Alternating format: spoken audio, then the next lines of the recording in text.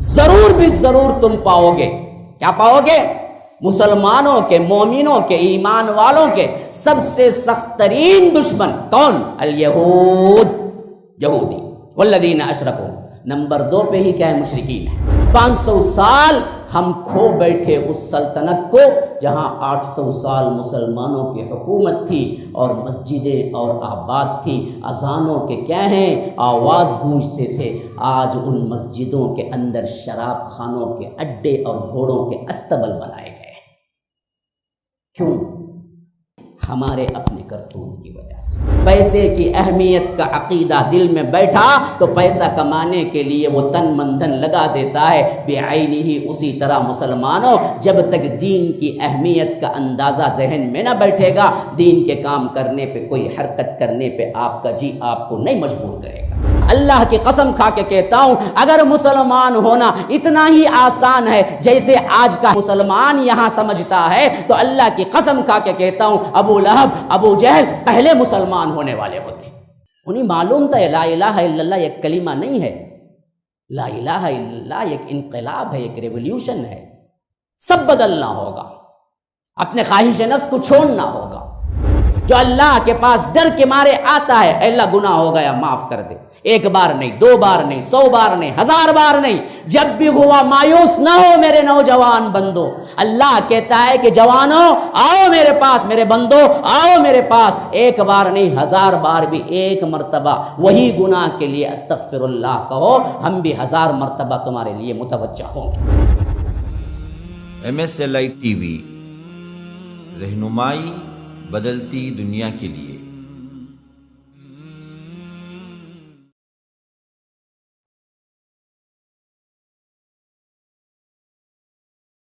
ان الحمد للہ نحمده ونستعینه ونستغفره ونؤمن به ونتوکل علیہ ونعوذ باللہ من شرور انفسنا ومن سیئات اعمالنا.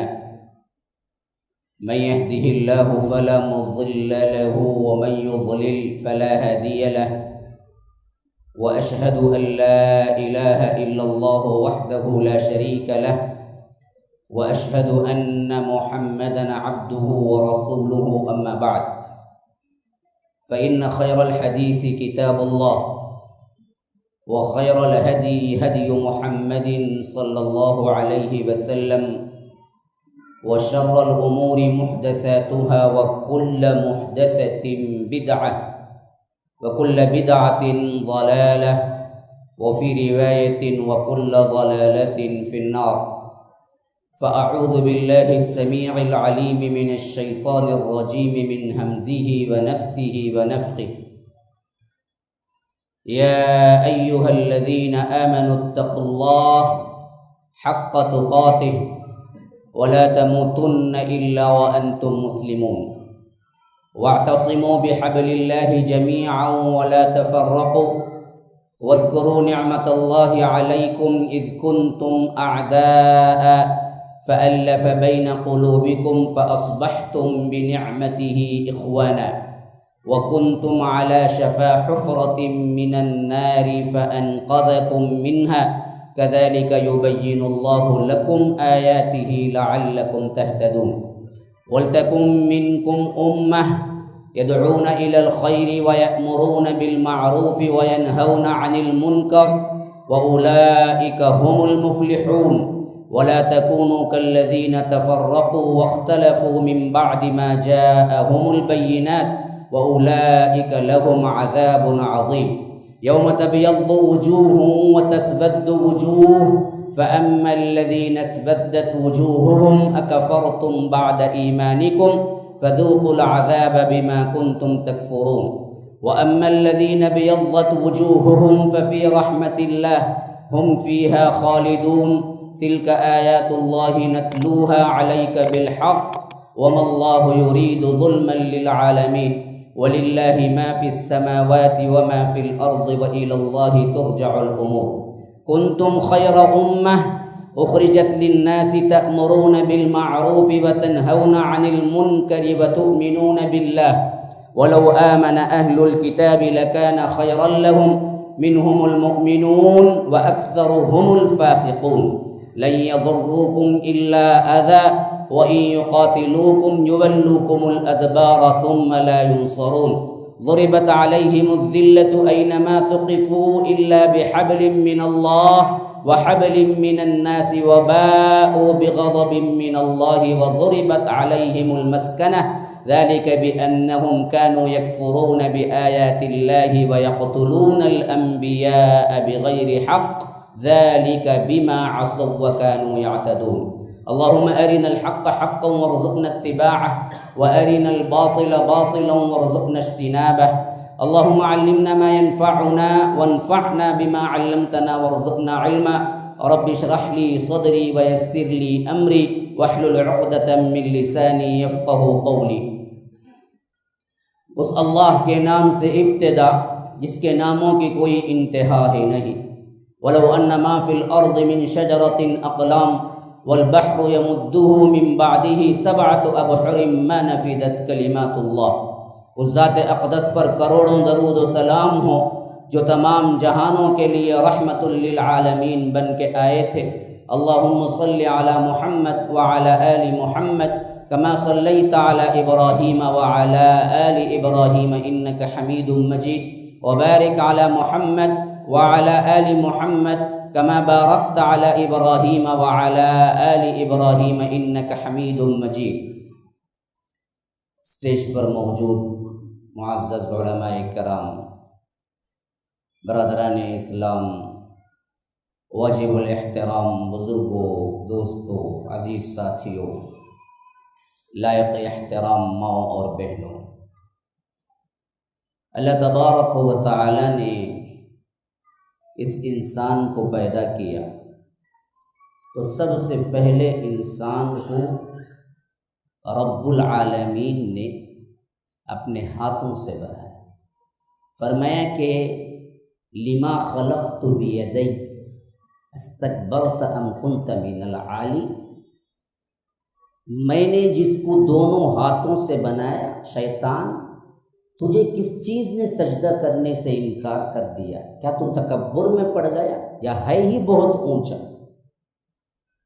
تو اللہ تبارک و تعالی نے نسل انسانی کی تکریم کی، عزت کی. فرمایا بنی اسرائیل کے اندر کہ وَلَقَدْ كَرَّمْنَا بَنِي آدَمَ وَحَمَلْنَاهُمْ فِي الْبَرِّ وَالْبَحْرِ وَرَزَقْنَاهُمْ مِنَ الطَّيِّبَاتِ وَفَضَّلْنَاهُمْ عَلَى كَثِيرٍ مِّمَّنْ خَلَقْنَا تَفْضِيلًا. ہم نے بنی آدم کو تکریم دی، عزت دی. کرمنا بنی آدم، ہاں، پوری مخلوقات میں اشرف المخلوق بنایا. لقد خلقنا الانسان فی احسن تقویم، سب سے خوبصورت ترین شکل دی. اسی واسطے بعض علماء کہتے ہیں، بڑا عجیب مسئلہ ہے، تاکہ آپ کو بیان کر دوں کہ کس حد تک ہم خوبصورت ہیں. فرمایا کہ لقد خلقنا الانسان فی احسن تقویم. تو روایتوں میں آتا ہے کہ امام مالک رحمہ اللہ کے پاس ایک شخص آیا اور اس نے پوچھا کہ میں نے کہا اپنی بیوی سے اگر تو چاند سے خوبصورت نہیں ہے، ہاں وہ تو بولتے ہیں نا جی ہم بھی خوبصورت وغیرہ نہیں ہوتی، انہیں کیا کرنا، دل رکھنے بولنا پڑتا، نہیں تو زندگی چلے گی نہیں نا. ہاں تو وہ بولا کہ اگر تو چاند سے خوبصورت نہیں ہے تو تجھے طلاق. بولنے کے بعد اسے احساس ہوا کہ ارے میں نے کیا کہہ دیا، چاند سے خوبصورت کہاں ہے، یہاں سے زمین سے بھی خوبصورت نہیں ہوتی، وہ تو چاند سے کہاں خوبصورت ہوتی. اب بول تو دیا. تو امام مالک کے پاس آیا اور کہا کہ میں نے ایسا کہہ دیا، کیا میری بیوی پہ طلاق ہو گئی؟ تو امام مالک نے تھوڑی دیر سوچا، پھر کہا کہ ہاں جی طلاق ہو گئی. تیری بیوی چاند سے تو خوبصورت نہیں ہوتی، اور تو نے کہا کہ چاند سے خوبصورت نہیں ہے تو طلاق ہے، تو طلاق تو واقع. اب وہ جانے لگا تو امام شافعی درس میں بیٹھے ہوئے تھے، دونوں شاگرد ہیں. امام شافعی شاگرد ہیں، امام مالک استاد ہیں، کل بھی میں نے بیان کیا تھا. تو بہرکیف جب وہ جانے لگے تو امام مالک کے پاس میں گزرا تو اس نے کہا کہ دیکھ ایک بات ہے، اگر میرے پاس آیا تو میں بتاؤں گا. اس نے کہا کہ بتاؤ. دیکھ تیری بیوی پہ طلاق نہیں ہوئی. اچھا استاد کہتے ہیں طلاق ہو گئی؟ کہا کہ ہاں، لیکن شاید ان کو سمجھنے میں غلطی ہوئی ہے، میری رائے یہ ہے کہ تجھے طلاق نہیں ہے. اب وہ پلٹ کے گیا استاد کے پاس، کہا کہ بھائی آپ کا شاگرد کہتا ہے مجھے طلاق نہیں ہوئی. تو امام مالک نے پوچھا کون سا شاگرد؟ کہا کہ یہ جو محمد بن ادریس بیٹھے ہوئے ہیں شافعی، یہ کہتے ہیں کہ طلاق نہیں۔ حضرت امام مالک نے مسکرا کر پوچھا کہ ایسی کیا دلیل ہے تمہارے پاس کہ تم نے کہا کہ طلاق نہیں؟ انہوں نے کہا کہ اللہ کہتا ہے سورہ 3 کے اندر کہ لقد خلقنا الانسان فی احسن تقویم، کہ ہم نے مخلوقات میں سب سے خوبصورت ترین تم کو بنایا۔ تو وہ چاند بھی ایک مخلوق ہے، اور اس چاند کی خوبصورتی سے بڑھ کر انسان خوبصورت ہے۔ رب کہتا ہے تو اس نے کہا کہ تو چاند سے خوبصورت نہیں تو طلاق، چاند سے تو خوبصورت نہیں ہے، لیکن اللہ کے قول کے مطابق ہم چاند سے بھی زیادہ خوبصورت ہی ہیں۔ تو امام مالک نے کہا کہ صحیح بہتر فیصلہ کیا، یہ ہے مخلوق کے اعتبار سے بھی ہم اشرف المخلوقات کی اہمیت۔ رب نے کسی کے لیے اتنی تفصیل قرآن میں نہیں بیان کی جتنا قرآن نے انسان کی پیدائش پر گفتگو کی ہے۔ حالانکہ یہ چھوٹا سا 5-6 فٹ کا مخلوق ایسا ہے کہ دوسرے مخلوقات کے سامنے اس کا کوئی مقابلہ شمار قطاری نہیں ہے۔ بھائی ایک زمین کے ایک چھوٹے سے حصے پر چلنے والی یہ مخلوق، جس کو اگر مر گیا تو دفنانے کے لیے بہت لمبا کوئی آدمی بھی ہوگا تو یاد رکھو اسے 60 فٹ سے زیادہ قبر کی جگہ نہیں ہوگی، اور چوڑان 2 فٹ بہت زیادہ ہو گیا۔ ہاں یہ اور بات ہے کہ حضرت آدم کی گھٹان کچھ اور تھی۔ حدیث میں آتا ہے کہ حضرت آدم اٹھان یعنی لمبائی کے اعتبار سے 60 فٹ تھے، 60 فٹ اونچے تھے، 60 فٹ اونچے، بڑے بڑے کیا ہیں بلڈنگیں جو ہیں نا اس سے بھی اونچے، اور چوڑان میں 7 فٹ چوڑے تھے۔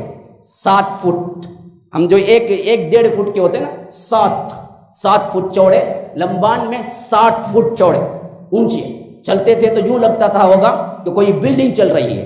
یہ حضرت آدم علیہ السلام، لیکن بعد میں کم ہوتے چلے گئے، اٹھان اور قد بھی کم ہوتا چلا گیا۔ تو یہ چھوٹی سی مخلوق جو زمین پہ رہتی ہے، کائنات کے اندر ایسے ایسے بڑے مخلوقات ہیں جس کا کوئی اندازہ ہی نہیں ہوگا آپ کو۔ اور ایک آپ چاند سورج کو دیکھ لیں کہ یہ چھوٹے سے مخلوق اوپر جو ہے نا اس واسطے نظر آتے ہیں، ورنہ یہ چھوٹے نہیں ہیں۔ ایک چاند کے اندر اس زمین جیسے 2.5 لاکھ زمینیں اندر چلی جائیں، ایک چاند کے نیچے۔ یہ جو زمین ہے نا، کل زمین، حالانکہ کل زمین کا کوئی بادشاہ آج تک نہیں ہوا ہے، زمین کے ٹکڑوں کا بادشاہ ہوا ہے۔ زمین پوری کی پوری ہے ہی نہیں، پوری زمین جو دنیا میں ہے سائنسدان کہتے ہیں کہ وہ 1/3واں حصہ ہے۔ ہاں 3 حصے زمین کو کریں گے تو 1 حصہ زمین ہے، بقیہ 2 حصہ پانی ہے جس پر کسی کی کوئی حکومت ہو ہی نہیں سکتی، صرف دریا ہے۔ تو یہ چھوٹی سی زمین کو ہم سمجھتے ہیں بہت بڑی زمین۔ اللہ کی قسم کھا کے میں ہمیشہ مثال دیتا ہوں کہ آپ اولڈ میپ اٹھا لیں اور اس میپ میں سری لنکا تلاش کریں تو آپ کو ایک ڈاٹ نظر آئے گا، ایک ڈاٹ، چھوٹا سا ایک ڈاٹ، پورے اولڈ میپ میں ایک ڈاٹ نظر آئے گا، وہ سری لنکا ہے جو سب سے چھوٹی بستی ہے دنیا کی۔ اگر آپ کائنات میں تلاش کریں اس دنیا کو تو کائنات کے سیاروں اور ستاروں کے مقابلے میں یہ زمین ایک ڈاٹ سے بھی کم نظر آئے، ایک ڈاٹ سے بھی کم۔ ایک سورج جو سب سے چھوٹا تارا ہے جو زمین کے قریب ہے، اس سورج کے اندر 15 لاکھ زمینیں داخل ہوں گی۔ سورج اتنا بڑا ہے، وہ دور ہے اس واسطے نظر آتا ہے چھوٹا کیونکہ وہ 9.5 کروڑ میل دور ہے اس زمین سے، 9.5 کروڑ میل دور۔ تو یہ ہے اصل میں ہم کون ہیں پہچاننا۔ یہ میں کس واسطے گفتگو کر رہا ہوں؟ سوچنے والے کوئی سوچ سکتے ہیں کہ اگر انہیں تو کیا ہے کچھ اور عنوان دیا تھا، شاید چیئر پہ بیٹھنے کے بعد مولوی صاحب بھول گئے عنوان اور شروع کر دیا کائنات کی تخلیق کے بارے میں۔ نہ، بالکل میں اپنے عنوان پہ موجود ہوں، دین کا کام نہ کرنے کا انجام، یہ عنوان ہے میرا۔ اس سے پہلے میں تمہید باندھ رہا ہوں تاکہ آپ میرے عنوان کو سمجھنے میں آسانی آپ کو پیدا ہو اور میرا عنوان کا پیغام صحیح طور پر آپ تک پہنچے۔ اس واسطے میں نے کیا ہے تمہیداً ذکر کیا کہ سب سے پہلے جو چیز سمجھنا ہے وہ تم اپنے آپ کو سمجھنا ہو کہ تم ہو کون۔ پورے کائنات میں تمہیں ممتاز طور پر رب العالمین نے خصوصیت کے ساتھ پیدا کر کے بھیجا۔ تمہاری تخلیق کو اتنے تفصیل سے بیان کیا، نہ چاند کس سے بنا پتہ نہیں ہے، سورج کس سے بنا پتہ نہیں ہے، تارے کس سے بنا پتہ نہیں ہے، آسمان کس سے بنا پتہ نہیں ہے، لیکن رب العالمین اس انسان جو ذرے کے برابر کائنات کے اندر اس کے بارے میں گفتگو کرتا ہے تو ایک ایک بات کہتا ہے کہ لقد خلقنا الانسان فی احسن تقویم ثم رددناه اسفل سافلین الا الذین آمنوا وعملوا الصالحات فلهم اجر غیر ممنون فما یکذبک بعد بالدین الیس اللہ باحکم الحاکمین۔ کسی جگہ فرمایا کہ لقد خلقنا الانسان من طین، کہیں فرمایا کہ من طین لازب، کہیں فرمایا لقد خلقنا الانسان من سلالۃ من طین ثم جعلناه نطفة في قرار مکین ثم خلقنا النطفة علقة فخلقنا العلقة مضغة فخلقنا المضغة عظاما فكسونا العظام لحما ثم انشأناه خلقا آخر فتبارك الله احسن الخالقین۔ کہیں فرمایا وَلَقَدْ خَلَقْنَا الْإِنسَانَ مِنْ صَلْصَالٍ مِّنْ حَمَإٍ مَسْنُونٍ وَالْجَانَّ خَلَقْنَاهُ مِنْ قَبْلُ مِنْ نَارِ السَّمُومِ۔ کہیں فرمایا کہ کَالْفَخَّارِ وَخَلَقَ الْجَانَّ مِنْ مَارِجٍ مِّن نَار۔ اتنی تفصیل صرف انسان کے پیدائش کے اعتبار سے رب نے گفتگو کی ہے۔ کہیں فرمایا کہ ہم نے اسے مٹی سے بنایا من طین، کہیں فرمایا کہ من طین اللازب، چکنی مٹی سے بنایا۔ طین اللازب وہ مٹی جو لیسدار مادہ ہوتا ہے، جس کے اندر پانی ہوتا ہے۔ کہیں فرمایا وَلَقَدْ خَلَقْنَا الْإِنسَانَ مِنْ صَلْصَالٍ مِّنْ حَمَإٍ مَسْنُونٍ وَالْجَانَّ خَلَقْنَاهُ مِنْ قَبْلُ مِنْ نَارِ السَّمُومِ، کہ ہم نے مٹی کی کھنکھناتی ہوئی گارے کی جو مٹی ہوتی ہے اس سے ہم نے انسان کو پیدا کیا۔ گویا کہ معلوم ہوا پہلا اسٹیج مٹی تھا، اور یہ مٹی بھی حدیث میں آئی ہے کہ حضرت آدم کو جب بنایا گیا تو اللہ نے جبرائیل سے کہا کہ کائنات زمین کے مختلف جگہوں سے مٹی تلاش کرو اور مختلف جگہوں سے تھوڑی تھوڑی مٹی لے آؤ، تو کل زمین کے اندر جتنے طبقات ہیں ان سب سے کچھ مٹی لی گئی، اور وہ مٹی کو اللہ نے پانی ڈالا اور پھر ایک عرصہ اس پہ گزرا، پھر اس کے بعد اس کو آگ پہ تپایا تو وہ کھنکھناتی ہوئی گارے کی مٹی بن گئی۔ پھر اس کے بعد رب العالمین کہتا ہے کہ ہم نے اس کو کیا کیا، جلایا جلایا جلایا جلایا حتیٰ کہ کل فخار بن گیا، ٹھکری کی طرح۔ جس طرح آپ اینٹ دیکھتے ہیں نا جی، جسے جلا جلا جلا جلا کے مضبوط ترین اینٹ بنا دیتے ہیں، بعینی ہی اسی طرح اس کے پتلے کو بنانے کے بعد اللہ تبارک و تعالی نے اس کو پختہ کرنے کے لیے جلایا، یہاں تک کہ یہ کل فخار بن گیا۔ پھر اس کے بعد رب العالمین نے اس میں سور پھونکا تو کہا کہ دیکھو اگر میں اس کو سور پھونک دوں وَنَفَخْتُ فِيهِ مِن رُوحِي فَقَعُوا لَهُ سَاجِدِينَ فَسَجَدَ الْمَلَائِكَةُ كُلُّهُمْ أَجْمَعُونَ إِلَّا إِبْلِيسَ، کہ جیسے ہی میں سور پھونکوں اور آدم اٹھ بیٹھے تو تم سب کے سب سجدے میں گر جانا، اور سب کے سب سجدے میں گر گئے۔ اللہ کہتا ہے فَسَجَدَ الْمَلَائِكَةُ كُلُّهُمْ أَجْمَعُونَ، سب کے سب سجدے میں گر گئے إِلَّا إِبْلِيسَ، سوائے ابلیس کے۔ اللہ نے پوچھا کہ ما منعك ان تسجد لما خلقت بيدي استكبرت ام كنت من العالين، اور دوسری جگہ فرمایا کہ فخرج انك من الظالمين، کہ نکل جا تو دراصل ظالموں میں سے ہے۔ کہیں فرمایا کہ نکل جا یہاں سے، تو چھوٹا بن کر رہنے والا ہے۔ اور اس طرح اللہ نے شیطان کو رائندہ درگاہ کیا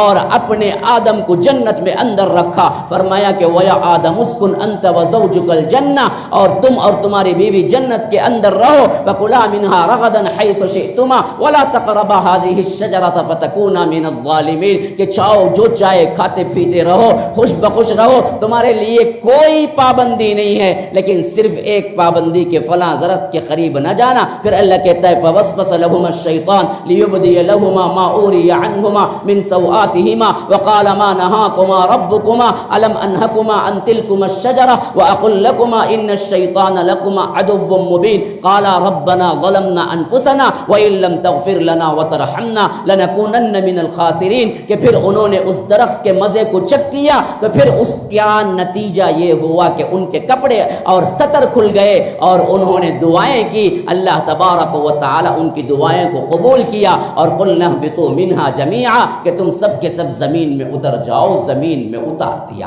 یہاں سے نسل انسانی چلنے لگی۔ تو آدم زمین کے لیے بنائے گئے، لیکن زمین پہ بنا کے نہیں رکھا، جنت میں رکھا۔ پھر وہی حوا بنایا، کہاں؟ جنت ہی میں۔ پھر اس جوڑے کو زمین پہ اتارا، زمین پہ آئے تو جوڑا بن کے آئے۔ یہاں سے نسل انسانی شروع ہوئی۔ اسی واسطے سورہ نساء کی پہلی آیت میں فرماتا ہے یا ایھا الناس اتقوا ربکم الذی خلقکم من نفس واحدہ، اے لوگو ڈرو اپنے رب سے جس نے ایک جان سے تمہیں پیدا کیا، من نفس واحدہ وخلق منها زوجہا، پھر انہی سے اس کے زوجہ کو بنایا، اس کی بیوی کو بنایا۔ الگ مٹی نہیں لی حوا کے لیے، اسی مٹی کے اندر رکھا تھا اور حضرت آدم سے ان کی بیوی کو بنایا تھا۔ وَخَلَقَ مِنْهَا زَوْجَهَا وَبَثَّ مِنْهُمَا رِجَالًا كَثِيرًا وَنِسَاءً، پھر ان دونوں کے جوڑے سے بہت سے مرد اور بہت سی عورتیں دنیا کے اندر پیدا کر دی۔ اس طرح یہ نسل انسانی چلی۔ میرے بھائیو، سب سے پہلا ذہن بناؤ کہ تم اور جانور ایک نہیں ہو، تم اور دوسرے مخلوقات ایک نہیں ہیں، تم اور دوسرے طور پر زندگی گزارنے والے جاندار ایک نہیں ہیں۔ تم کو رب العالمین نے بڑی اہمیت دے کے بنایا اور بہت بڑے کاز اور بہت بڑے کام کے لیے اس دنیا میں اتارا۔ اب وہ کام نہیں کرو گے؟ جس طرح یہ قلم ہے، میں نے کیا ہے اپنے جیب میں رکھا ہوا ہے، لیکن یاد رکھیے یہ قلم اس وقت تک میرے جیب میں رہے گا جب تک کہ یہ اس کا کام کرتا رہے۔ اس کا کام ہے لکھنا، یہ لکھتا رہے گا تو یہ بہترین معزز سینے کے مقام پر کیا ہے یہاں پر رہے گا۔ اگر یہ لکھنا چھوڑ دے اور اس کی ریفل ختم ہو جائے یا پین لکھنا چھوڑ دے تو میں اس کو کوڑے دان میں ڈال دوں گا۔ بعینہ وہی حالت آج امت مسلمہ کی ہے۔ یہ مخصوص طور پر رب نے بنایا اور اس کو ایک کام دے کے بنایا، ایک ذمہ داری کے ساتھ بھیجا۔ جب تک یہ ذمہ داری نبھاتی رہی رب نے انہیں بڑا اونچا مقام دیا، حتیٰ کہ ہفت اقلیم کی بادشاہت مسلمانوں کے پاس تھی اور خود حضرت عمر کے دور مبارک میں پوری دنیا تک اسلام پھیل چکا تھا، اور رب نے عزتیں ایسی دی کہ تمام زر و جواہرات اور دنیا کے تمام تر خزانے صحابہ کے قدموں کے نیچے ڈھیر کر دیے۔ لیکن جب ہم نے اپنے کام سے جی چرایا، دین کے کام کو ہم نے چھوڑ دیا، ہم بھی جانوروں کی طرح زندگی گزارنے لگے، ہم اپنی مقصدیت کو بھول گئے، ہم کیوں آئے بھول گئے، اور اللہ نے ہمیں کیا ذمہ داری دے کے بھیجا بھول گئے، تو پھر رب العالمین نے ہمیں بھی بھلا دیا۔ آج ہماری حیثیت مخلوقات میں کتے سے بھی بدتر ہے۔ میں ہمیشہ کہا کرتا ہوں امریکہ کا کوئی کتا مرتا بھی ہے تو عدالتیں قائم ہو کے پوچھتی ہیں کہ کیوں مرا، لیکن مسلمانوں کے بندے شہروں کے شہر مار دیے جاتے ہیں۔ فلسطین میں عین رمضان کی 21ویں رات میں بلڈوزر چلا دیے جاتے ہیں اور کوئی پوچھنے والا یہ نہیں پوچھتا ہے کہ ان کمزور ترین فلسطینیوں کو مارنے کا مقصد کیا ہے۔ اتنے ذلیل بن کے رہ گئے۔ فلسطین کیوں جاتے ہو؟ خود ہندوستان کے اندر موب لنچنگ کی حالت میں کتنے مسلمان ہیں جن کو دن دھاڑے مار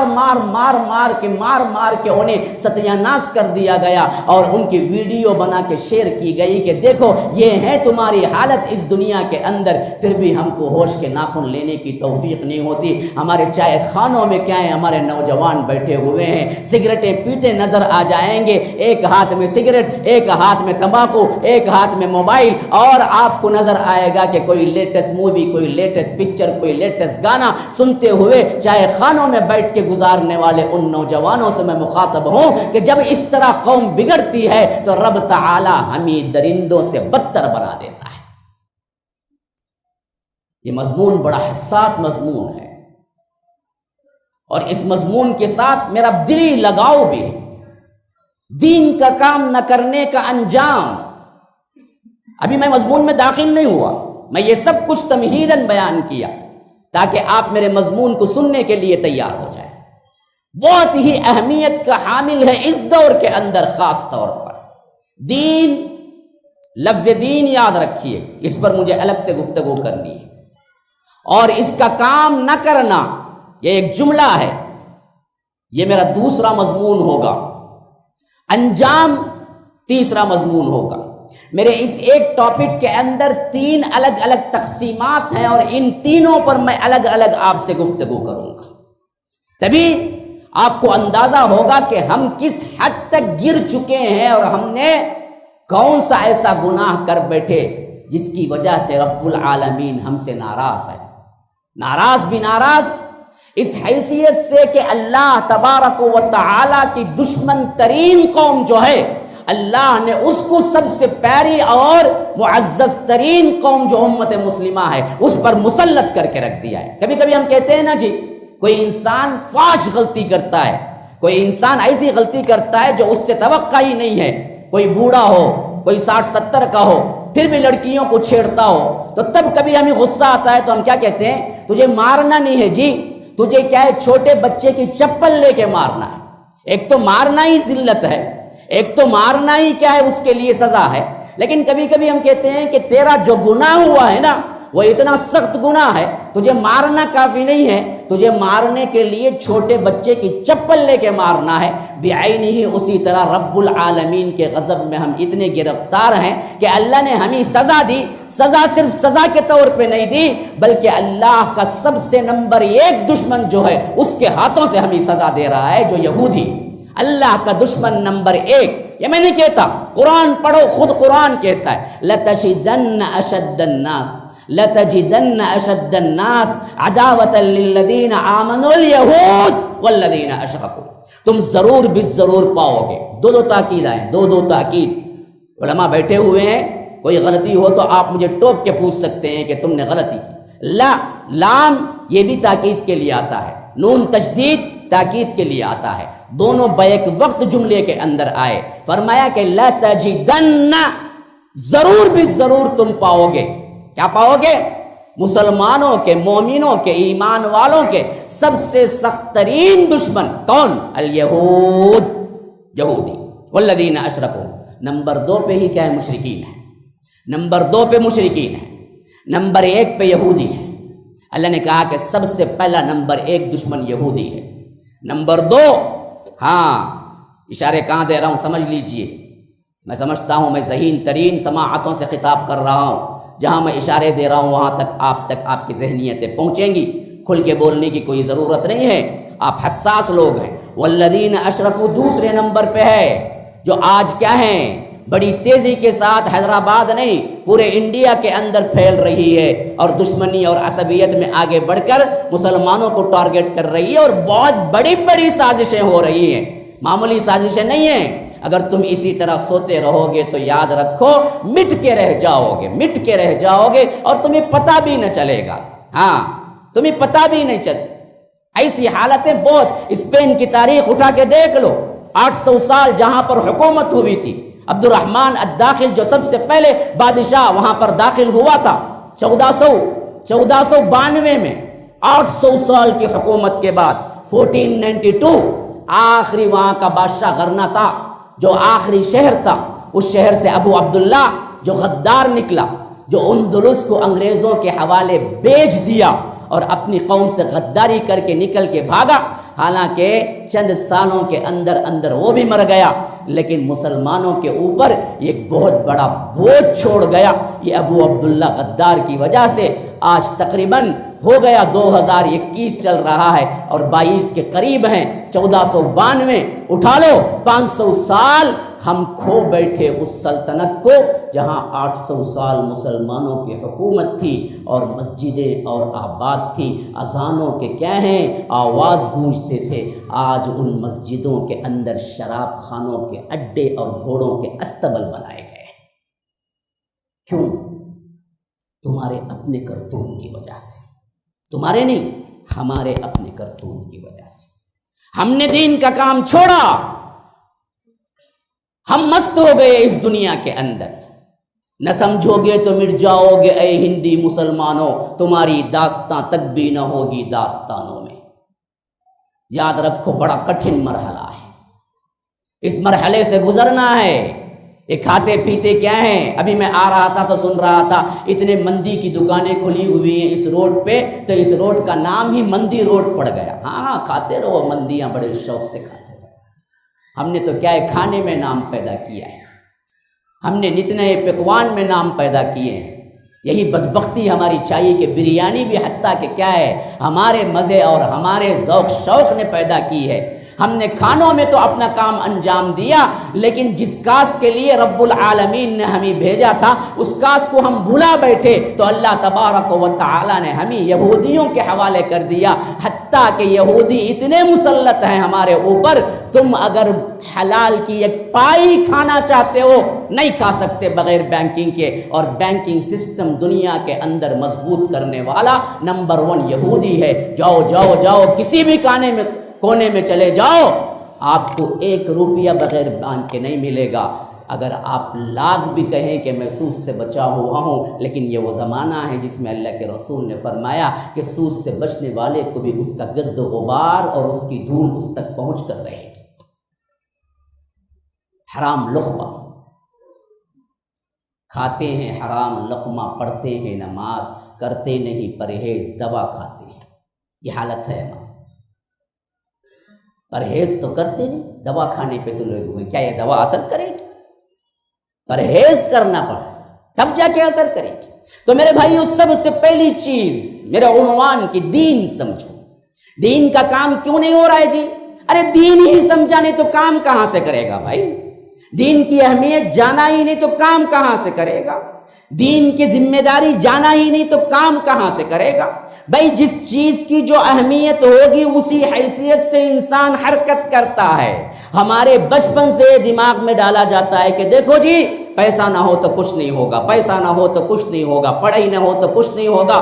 تو 25 سال کی محنت کے بعد +2 وغیرہ ختم کر کے کوئی ڈگری لے کے انسان اس دنیا میں معاشی اعتبار سے قدم رکھتا ہے تو سب سے پہلا اس کا دماغی فلسفہ یہ ہوتا ہے کہ کہیں کوئی جاب مل جائے اور اس کے ذریعے سے میرے ہاتھ میں پیسہ آ جائے تاکہ میں بھی اپنی زندگی کے خواہشوں کو پورا کروں۔ اور یہ سسٹم، یہ عقیدہ جو بنایا گیا پچھلے 25 سال سے تمہارے دماغوں میں ڈالا گیا کہ دیکھو پیسہ ہی سب کچھ ہے، پیسہ ہی سب کچھ ہے، پیسہ ہی سب کچھ ہے۔ اس واسطے تم 25 سال کے بعد اپنی زندگی میں قدم رکھتے ہو یا 27 سال کے بعد اپنی زندگی میں قدم رکھتے ہو تو سب سے پہلا مطمح نظر تمہارا، سب سے بڑا مرکز و محور تمہارا پیسہ کمانا ہوتا ہے، کیونکہ جانتے ہیں پیسہ نہ ہو تو انسان کچھ نہیں کر سکتا۔ کوئی کھانا نہیں دے گا، کوئی کپڑا نہیں دے گا، کوئی عزت نہیں دے گا، کوئی تمہارے لیے کام نہیں بنے گا۔ تو یہ پیسہ پیسہ پیسہ پیسے کی رٹ تمہیں اس عقیدے پر مجبور کر دیتی ہے کہ اب مجھے بھاگنا ہے، دوڑنا ہے، مصیبتیں اٹھانا ہے،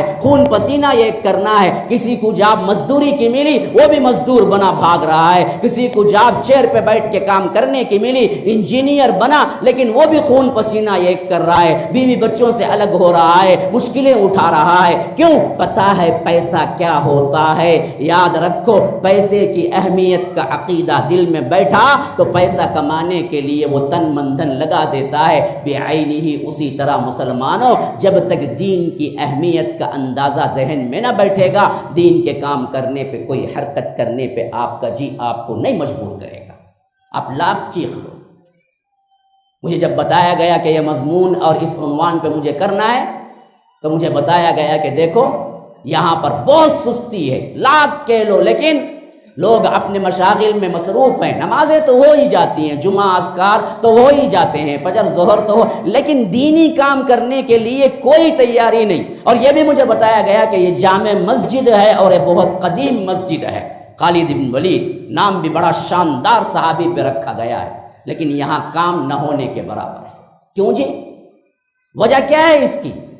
ذرا غور کر کے سنیں، ذرا توجہ کر کے سنیں۔ خواتین سے بھی کہتا ہوں کہ اللہ کے لیے مجلس کو خراب نہ کریں۔ کسی کا بچہ روتا ہے تو وہ لے کے تھوڑی الگ ہو جائے، تھوڑا سا کیا ہے بچے کو خاموش کرانے میں لگے تاکہ پوری مجلس اس کی وجہ سے خراب نہ ہو جائے۔ ہاں لے کے آئے ہیں بچوں کو بھی، شوق ذوق لایا ہے، اللہ کی رحمتیں ان پہ برسے۔ وہ خواتین بہت بڑی خواتین ہیں جو اپنے بچوں کو بھی سنبھال کے دینی محفلوں میں آتے ہیں۔ ہم ان کے لیے کیا ہے دعائیں کرتے ہیں، لیکن اس کا مطلب یہ بھی نہیں کہ پوری مجلس کو خراب کر دیا جائے اور بقیہ خواتین جو آئی ہوئی ہیں ان کے سننے میں بھی خلل واقع ہو تو کم از کم لوگوں کو آپ سہولت پہنچاؤ۔ السلام علیکم ورحمۃ اللہ وبرکاتہ۔ احباب کرام، میں جاوید عثمان ربانی آپ سے خصوصی طور پر اپیل لے کے حاضر ہوا ہوں۔ آپ سب کو معلوم ہے کہ اللہ تبارک و تعالیٰ کے فضل و کرم سے مسجد السلام کی تعمیر کا سلسلہ جاری و ساری ہے، اور اللہ تبارک و تعالیٰ کا بے پناہ فضل و احسان ہے، اور آپ لوگوں کی دعائیں اور مدد شامل حال ہے کہ مسجد السلام اپنی تکمیل کے آخری مرحلے میں ہے۔ فین، لائٹ، اے سی اور اسی طرح انٹیریئر ڈیکوریشن، لفٹ اور فلورنگ کا کام باقی ہے، جس کے لیے اشد ضرورت 35 لاکھ 35 لاکھ کی ضرورت ہے۔ اور جب بھی میں نے اپیل کی ہے، اللہ کے فضل و کرم سے آپ لوگوں نے دل کھول کر دیا ہے۔ اہل خیر حضرات کے لیے بہترین موقع بھی ہے اللہ کے راہ میں دینے کا، تو آپ لوگوں میں آگے آئیے اور اس میں جو ہو سکتا ہے جلد سے جلد مدد کیجیے، کیونکہ ہمارا پروگرام یہ ہے کہ رمضان المبارک کے پہلے اس کا افتتاح کر لیا جائے، تو ہمارے پاس وقت بہت کم ہے، اور اس سلسلے میں پیسے کی جو رقم میں نے بتائی 35 لاکھ اشد ضرورت ہے۔ تو آپ تمام سے گزارش ہے کہ آپ اس میں حصہ لیں، بڑھ چڑھ کر، کوئی 1 لاکھ، کوئی 2 لاکھ، کوئی بڑی ذمہ داری کا، کوئی ٹائلز کا اور اے سی کا اپنی ذمہ داری میں لے لے۔ جو ہو سکتا ہے جی پے نمبر بھی دیا گیا ہے، آپ اس کے ذریعے سے بھی مدد کر سکتے ہیں۔ اکاؤنٹ نمبر بھی آپ کو یہاں پر اسکرین پہ دکھایا جا رہا ہے، اس سے بھی آپ مدد کر سکتے ہیں۔ اللہ کی اس مسجد کے لیے دل کھول کر تعاون کیجیے۔ اللہ تبارک و تعالی جنت میں آپ کے لیے ایک گھر بنانے کا وعدہ کیا ہے۔ شکراً فجزاکم اللہ احسن الجزاء، والسلام علیکم ورحمۃ اللہ وبرکاتہ۔ تو غرض کے میں بیان کر رہا تھا، اصل اہمیت کی بات ہے، اہمیت نہ ہو تو کچھ نہیں ہوتا ہے کام۔ تو جو چیز کی اہمیت تمہیں بتا دی گئی دنیا کی، اس کے لیے بندہ کچھ بھی کرنے کے لیے تیار ہے۔ دین کی کوئی اہمیت نہیں ہے، اس واسطے ہم نہ دین سمجھے ہیں، نہ کام کرتے ہیں، نہ اس کے انجام سے ہمیں کیا خوف ہوتا ہے۔ بھائی اگر ہم دیندار ہیں، ہم مسلمان ہیں، اگر ہم دین کا کام نہیں کریں گے تو پھر تو اللہ تبارک و تعالیٰ کے ہاں پکڑ ہوگی، پھر تو ہمارے لیے پوچھ ہوگی، نہ اس کی ہمیں فکر ہے، نہ ہم دین کو سمجھے ہیں۔ تو اسی حالت میں ہمیں کیا ہے، لاپرواہی ہے۔ اب ذرا دین کو پہلے سمجھ لیں گے۔ دین پتہ ہے دین کیا ہے؟ اللہ تبارک و تعالی نے فرمایا سورہ مائدہ کی 30 آیت، الیوم اکملت لکم دینکم واتممت علیکم نعمتی ورضیت لکم الاسلام دینا۔ دوسری جگہ فرمایا ان الدین عند اللہ الاسلام۔ دیکھیے دین کا معنی یہ نہیں کہ چند رسومات کی پابندی کر لی جائے، دین کا معنی یہ نہیں کہ مرنے والے کو دفنا دینا، دین کا معنی یہ نہیں کہ پیدا ہوتے وقت اس کے لحاظ سے اسے 7ویں دن عقیقہ کر لینا، نام رکھ لینا، ختنہ کر لینا، یہ سب چند رسومات ہیں، اس کا معنی دین نہیں ہے۔ دین کا مطلب ہے قانون، قانون، قانون۔ ماں کے پیٹ کے اندر رہنے والا جنین سے لے کر قبر کی گود تک دفنانے کے بعد اس پر احکامات کیا مرتب ہوتے ہیں، ان تمام کے مسائل کا حل دینے والا یہ دین ہے، اسی کا نام قانون ہے۔ اور قانون کا جاننا ہر انسان پر ضروری ہوتا ہے۔ اگر قانون جانے بغیر آپ کوئی غلطی کر بیٹھتے ہیں، نہ دنیا کی عدالتیں معاف کرتے ہیں، نہ قیامت میں رب العالمین معاف کرے گا۔ جاننا آپ پر ضروری ہے، کیونکہ آپ دین کے متوالے کہلائے، آپ دیندار کہلائے، آپ مسلمان گھرانوں کے اندر پیدا ہوئے، آپ کا نام مسلم رکھا گیا، تو آپ پر فریضہ ہے کہ اس دین کے بارے میں جانیں کہ تم پر کیا قوانین عائد ہوتے ہیں۔ کل قیامت کے دن اگر تم کہو کہ ہاں مسلمان تھا، مسلمان گھرانے میں بھی تھا، لیکن اللہ مجھے معلوم نہیں تھا اسلام کیا ہے، تو اللہ معاف کرنے والا نہیں ہے، سزا ضرور ملے گی بعینی ہی۔ اسی طرح جس طرح آپ اگر نو انٹری میں چلے جائیں اور پولیس والا آپ کو پکڑ لے اور کہے کہ یہ نو انٹری ہے، اور آپ کہیں کہ دیکھو جی مجھے نہیں معلوم تھا، پچھلے دور میں آیا تھا، 2 مہینے پہلے جب آیا تھا اسی گلی سے گزرا تھا، اس وقت نو انٹری نہیں تھی، اب نو انٹری ہے، پتہ نہیں تھا مجھے، میں اس واسطے آ گیا، تو پولیس والا کہے گا قانون کا نہ جاننا تمہارا جرم ہے، نو انٹری پہ اب آئے ہو تو چلان بھرو۔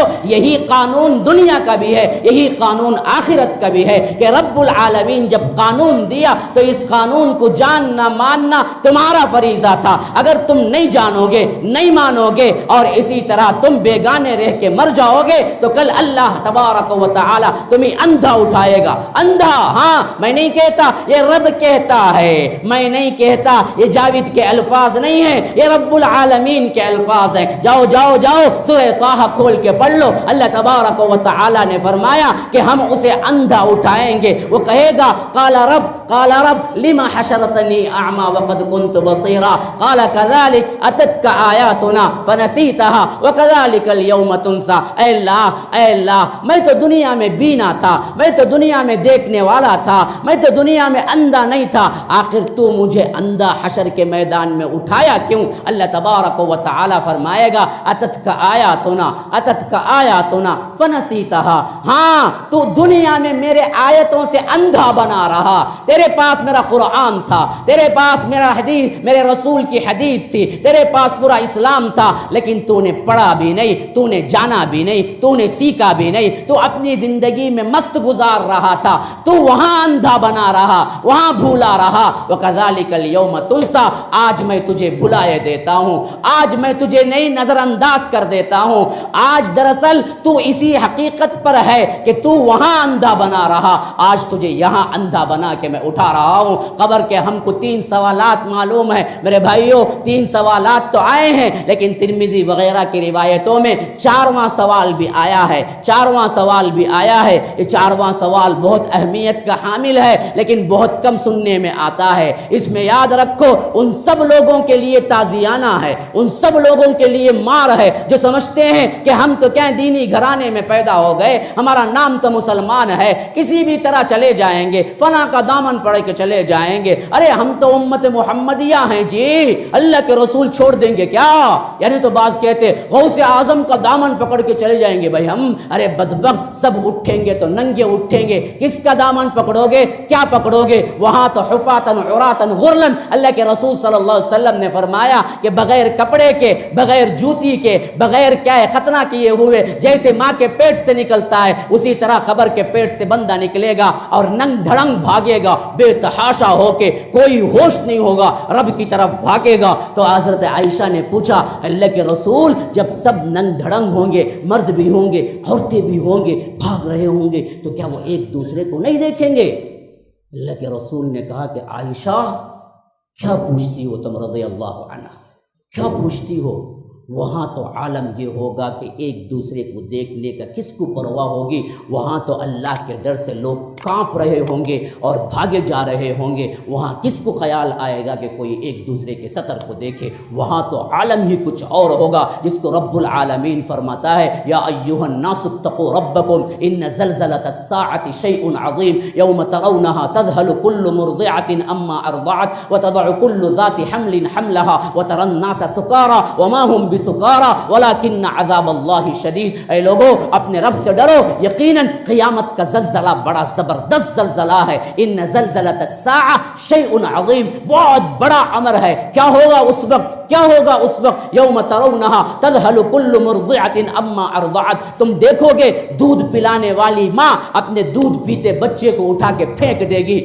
دودھ پلانے والی, عموماً بچہ ہی بڑا پیارا ہوتا ہے, کتنا ہی کٹور دل کا کیوں نہ ہو, کتنا ہی سخت دل کا کیوں نہ ہو, بچہ دیکھتا ہے تو اٹھا کے پیار کرتا ہے. اور خاص طور پر دودھ پینے کی مدت میں ماں کو بچہ بہت پیارا ہوتا ہے, بہت پیارا ہوتا ہے. یہ ماں بچے کے لیے شوہر سے لڑ بیٹھتی ہے, ماں باپ سے لڑ بیٹھتی ہے, لیکن قیامت کا زلزلہ, قیامت کی ہولناکی اتنی عظیم ہے کہ اللہ کہتا ہے یوم ترونها تذهل كل مرضعة اما ارضعت, کہ ہر دودھ پلانے والی اپنے دودھ پیتے بچے کو اٹھا کے پھینک دے گی, دودھ پیتے بچے کو اٹھا کے پھینک دے گی.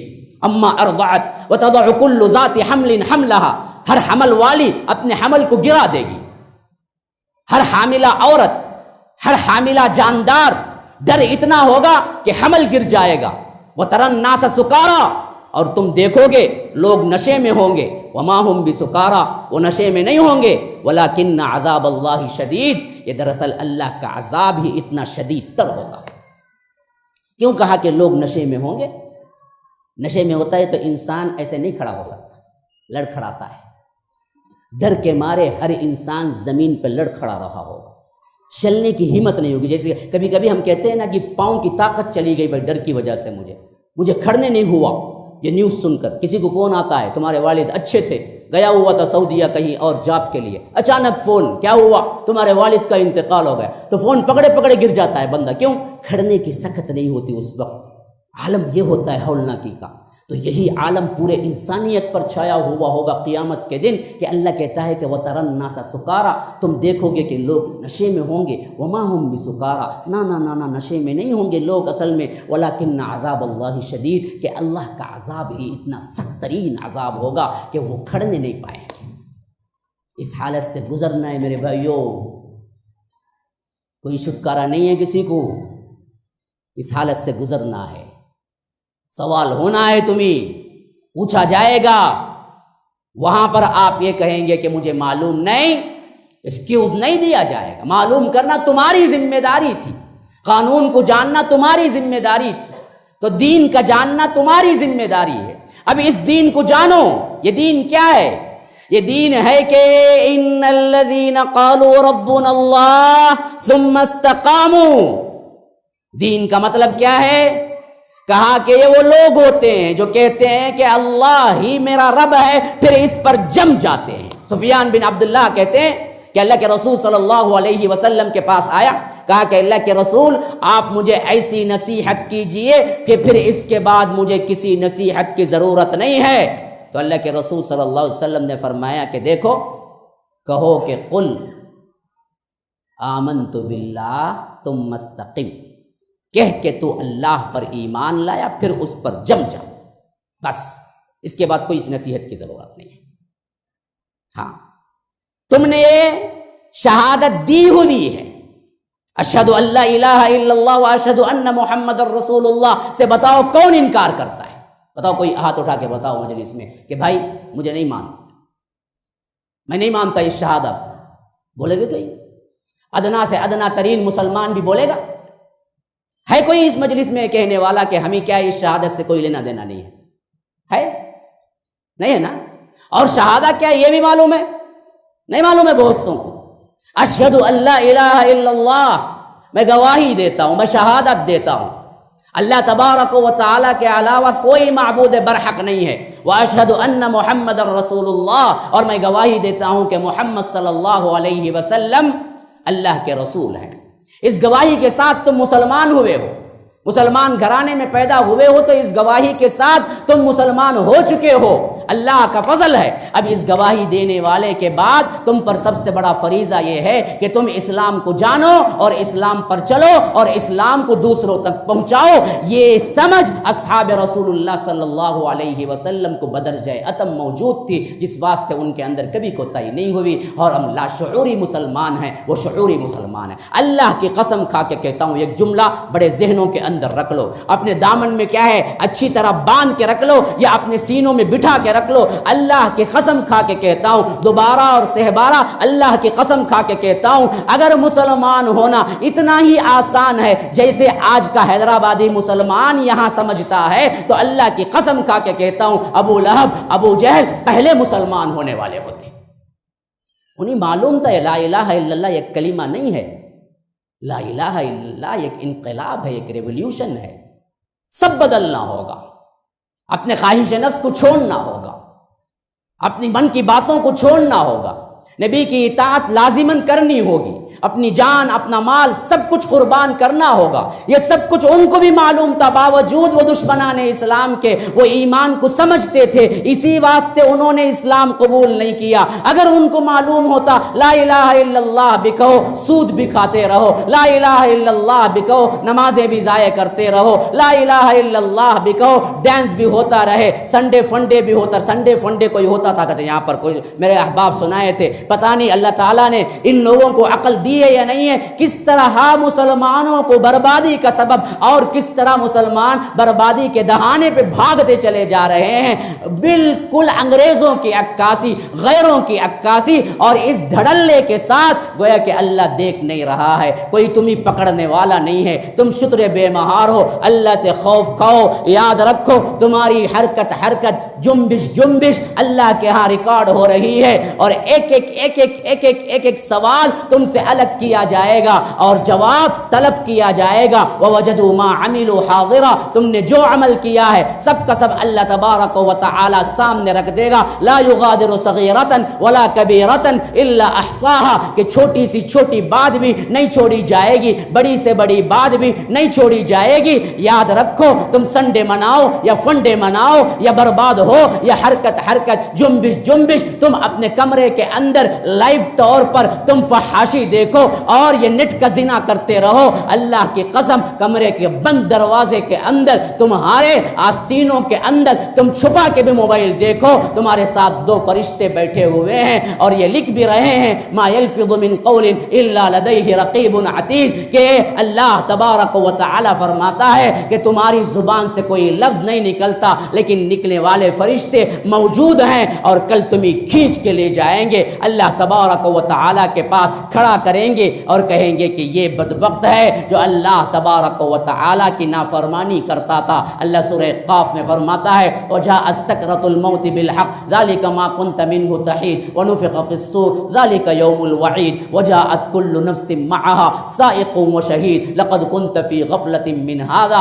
فكشفنا عنك غطاءك فبصرك اليوم حديد قال قرينه هذا ما لدي عتيد القيا في جهنم كل كفار عنيد مناع للخير معتد مريب الذي جعل مع الله إلها آخر فألقياه في العذاب الشديد قال قرينه ربنا ما طغيته ولكن كان في ضلال بعيد قال لا تختصموا لدي وقد قدمت إليكم بالوعيد ما يبدل القول لدي وما أنا بظلام للعبيد يوم نقول لجهنم هل امتلأت وتقول هل من مزيد وأزلفت الجنة للمتقين غير بعيد هذا ما توعدون لكل أواب حفيظ من خشي الرحمن بالغيب وجاء بقلب منيب ادخلوها بسلام ذلك يوم الخلود لهم ما يشاءون فيها ولدينا مزيد۔ رب تعالی پورا منظر تمہارے سامنے رکھتا ہے کہ اس وقت کیا ہوگا، وجاءت سکرۃ الموت بالحق، جب کیا ہے حق کے ساتھ تمہاری سکرات کی موت آ پہنچے گی، موت کی سختیاں آ پہنچیں گی،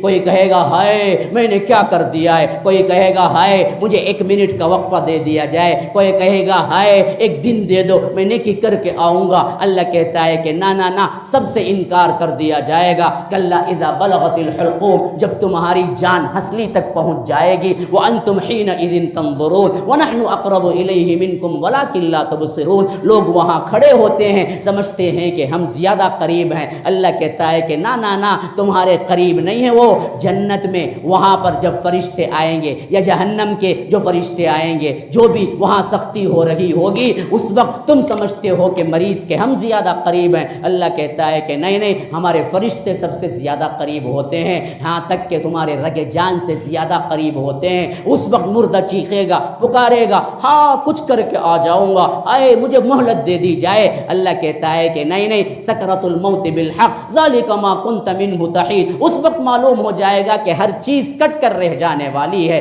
اب کوئی فائدہ نہیں ہے، یہاں پر تمہاری زندگی کا اختتام آنے والا ہے، اب کوئی مہلت نہیں ہے، کوئی عمل کا موقع نہیں ہے، اور یہاں سے جان چھڑا کے نکلنا ہے رب کے پاس۔ ذالک ما کنت منہ تحید ونفخ فی الصور، پھر قیامت کے دن اٹھو گے تم قبروں سے، ونفخ فی الصور ذالک یوم الوعید، یہ ہے وہ دن جس کا وعدہ کر دیا ہے، وجاءت سکرۃ الموت بالحق ذالک ما کنت منہ تحید ونفخ فی الصور ذالک یوم الوعید وجاءت کل نفس معها سائق وشہید، جیسے ہی قبر سے اٹھے گا 2 فرشتے لگ جائیں گے اس کے پیچھے، ایک سائق ہوگا ایک شہید ہوگا، ایک شہید ہوگا ایک سائق ہوگا۔ سائق کسے کہتے ہیں پتہ ہے؟ آج بھی عربی زبان میں سائق کہتے ہیں ڈرائیور کو، ڈرائیور کو سائق کہتے ہیں۔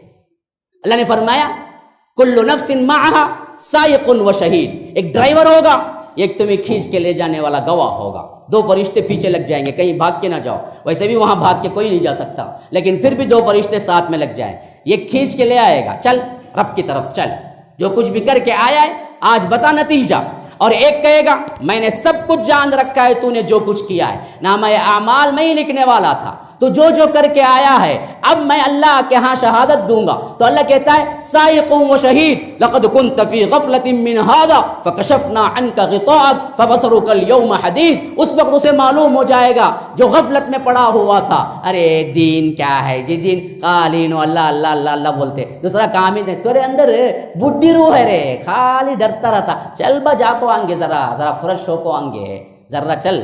نہیں با میرے پاس پیسہ نہیں ہے، ٹکٹ نہیں، تھیٹر کو جا. ارے میں ڈال تو رہے تجھے، چل جا کو آنگے. ہے ایسے شیطان بہت سے.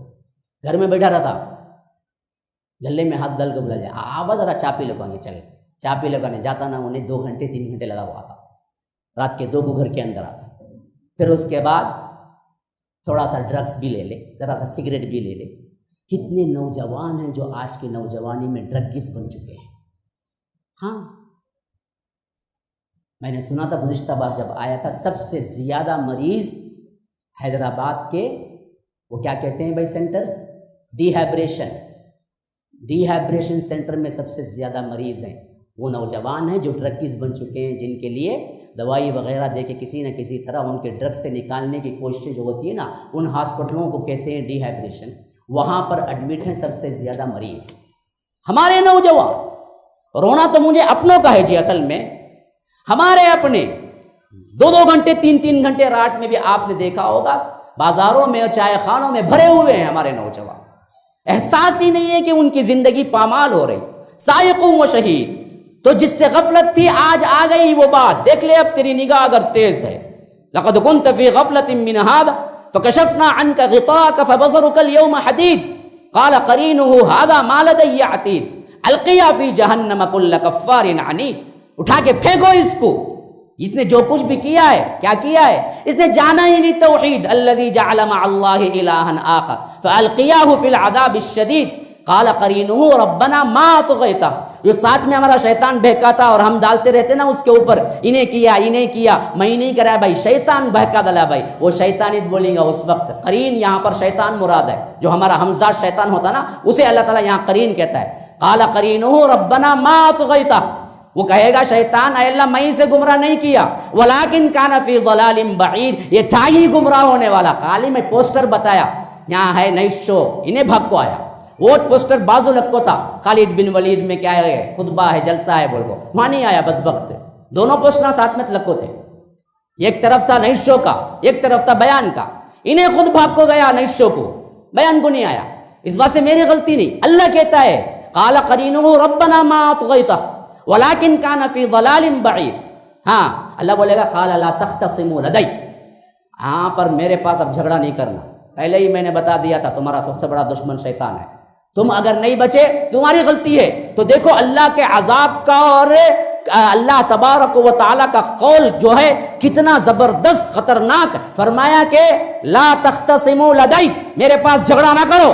وقد قدمت الیکم بالوعید، میں پہلے ہی قرآن کے ذریعے تمہیں بتا دیا تھا کہ شیطان تمہارا دشمن ہے. آج یہاں جھگڑا کرنے سے کچھ نہیں ہوگا، دونوں کو اٹھا کے جہنم میں پھینکیں گے ہم. لا تختصموا لدی وقد قدمت الیکم بالوعید ما یبدل القول لدی وما انا بظلام للعبید. میرا قول نہ تبدیل ہوتا ہے نہ میں بندوں پر ظلم کرنے والا ہوں. جیسے کرو گے ویسے بھرو گے. اور ہوگا کیا؟ یوم نقول لجہنم هل امتلأت وتقول هل من مزید. اس وقت تمہاری کیا حالت ہوگی مسلمانوں؟